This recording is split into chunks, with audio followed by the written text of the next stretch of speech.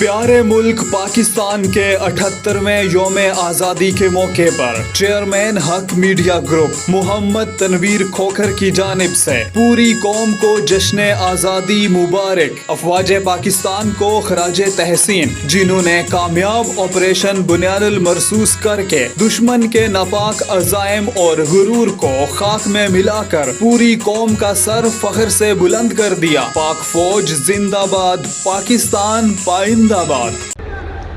بسم اللہ الرحمن الرحیم۔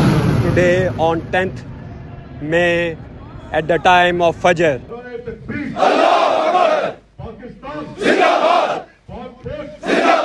پرواز ہے دونوں کی اسی ایک فضا میں، کرگس کا جہاں اور ہے، شاہین کا جہاں اور۔